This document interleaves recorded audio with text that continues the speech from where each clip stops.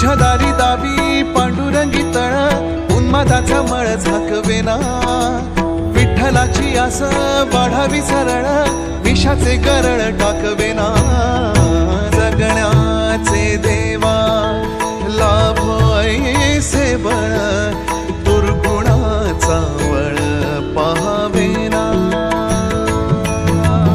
ऐसे लाभो भान देगा देवा दान चरणात ध्यान लाभू देगा